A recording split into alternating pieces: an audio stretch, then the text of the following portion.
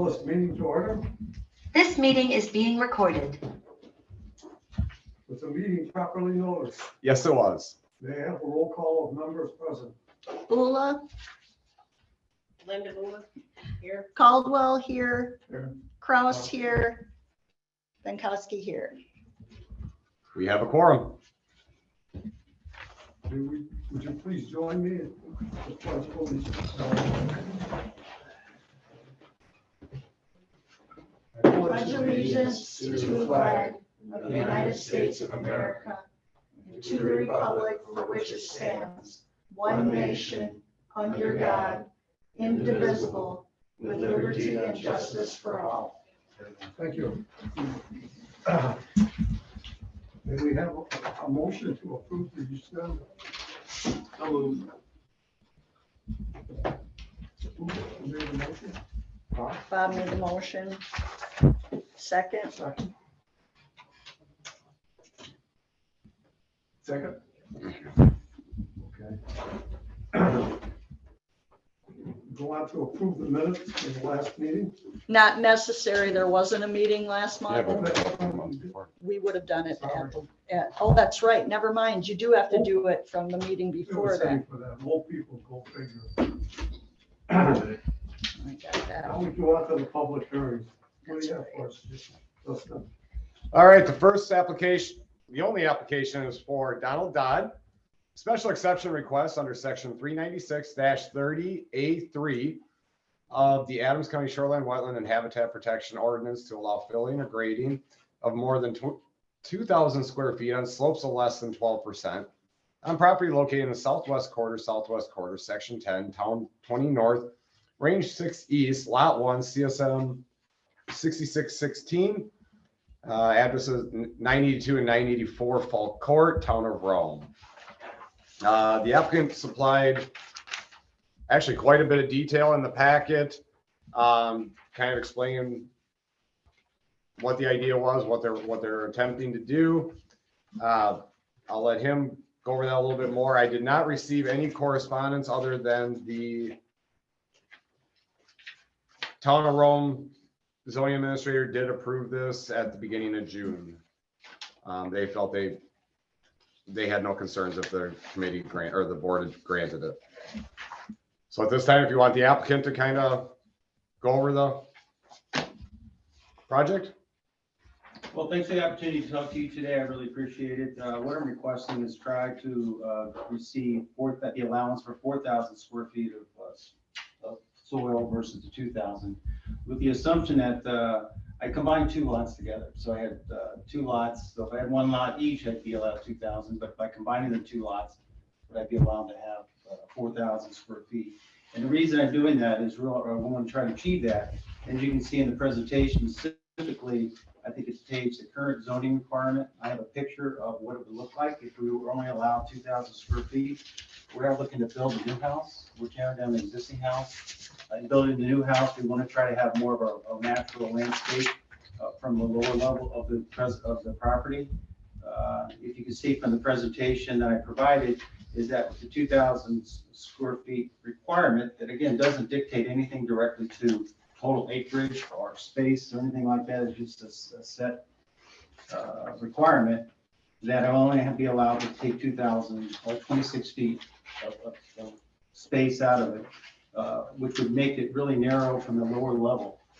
So by combining the two lots and hopefully with the assumption that I would be allowed 4,000 square feet of surface area to be removed, on the special exception page, you can see that it allows me to widen the area at the lower level. So I'd have a easier access in and out, better drainage, more of a flow with the property that's currently there. I also provided an example of kind of a picture of a current house that is on Lake Camelot. And that's kind of what I'm trying to achieve with this allowance of 4,000 square feet of surface soil to be removed. Anybody have any questions? Lots are consolidated into one now. Yeah, so both lots are consolidated into one, so I have a pretty large area for the property.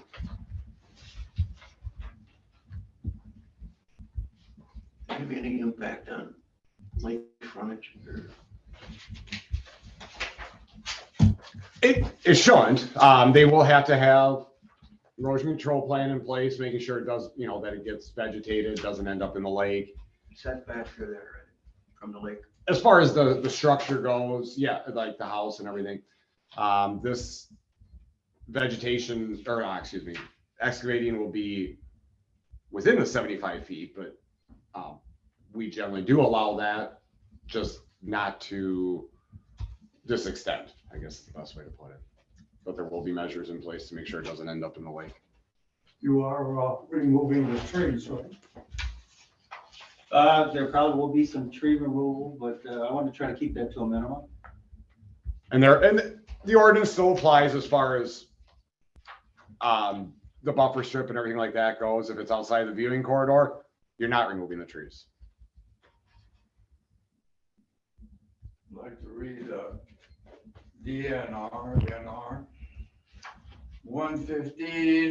11503-1D, access and viewing corridors. Means a strip of vegetated land that allows safe pedestrian access to the shore through the vegetated buffer. And then there's also limitations as to the width of that viewing corridor, which probably should be on the record. Well, that's standard in our ordinance, and that he has to comply with that. May I read it? You're the board. The county may allow removal of trees and shrubs in the vegetative buffer zone to create access and viewing corridors, provided that the combined width of all access and viewing corridors on a rip-range lot may not exceed the lesser of 30% of the shoreline footage, or 200 feet. And I think it's 75. You're Yeah, asking 75. for. Right, this limits you to 30. But you're talking about vegetation removal. The applicant is. I'm talking about the corridor. Right, but the corridor deals with vegetation removal and what's there for vegetation. He's talking about grading an area that's 4,000 square feet. The vegetative buffer standards don't change. He still has to comply with those. So you're saying that a corridor doesn't involve material removal? If he removes material there, That's my point. he has to be within the corridor. Yep. And he still has to have vegetation there. It would just essentially be, say, 3 feet lower. Outside of the 30 feet. I think. That's not gonna be allowed. More than that because it's a double lot, Bob. Yeah, There it's one.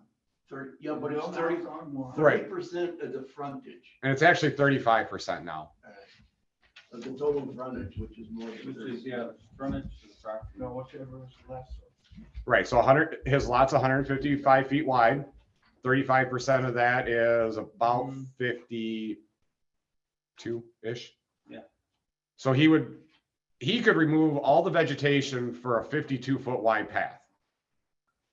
Except ground cover. You can remove the trees and shrubs, you still have to have ground cover. Outside of that 52 feet path that's perpendicular to the lake, he can't remove any vegetation. By granting this, that doesn't give him permission to remove that vegetation. He has to do this outside of that area. Most of this is happening between the 35 and 75 foot Correct. mark. If you total up the calculations here, where it's open, you're doing about 40 feet. You got 10, 4, 10, 4, 10, 6, What page are you seeing that on? and another 10, 6, that's 30. It's on this page. You might not have any packet here. All right, so I'm gonna turn this so you can see the whiteboard, and I'm gonna do I think the people at home can see that. If this is the lake. Yeah. This is the lot. The vegetative buffer strip that you're referring to is only for the first 35 feet from the water. Okay. So he's putting his house here. This is 155 feet, so he gets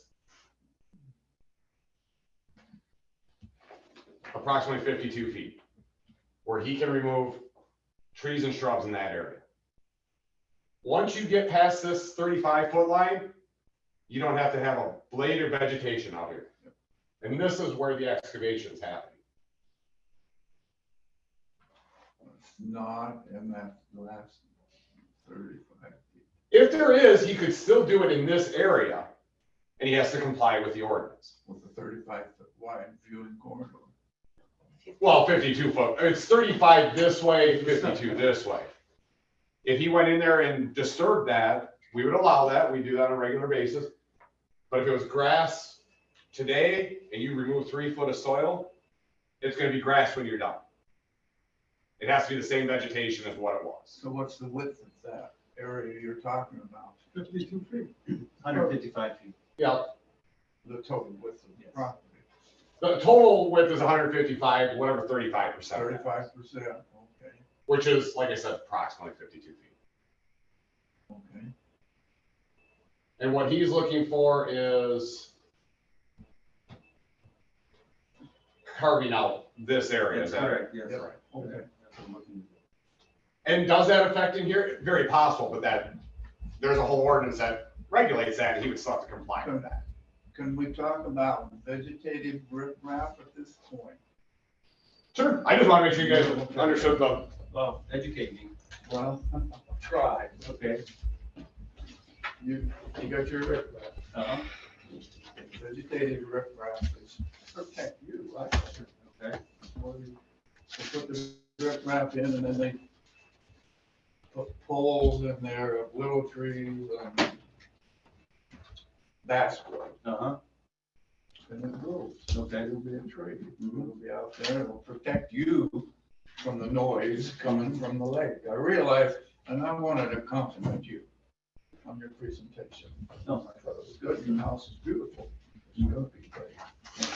But I have people that have talked to me and said, Bob, I removed too much. So I'm getting interference from the lake. Sure, I have a beautiful view, but I'm getting boat noise. I'm getting snowmobile noise, cars, boats. Right. So I'm asking you if you would entertain maybe a restriction Mhm. or condition that the riprap outside of that 52 feet could be vegetative riprap, Mhm. if you would entertain I'll that. entertain, I'll take that into consideration as we continue our design.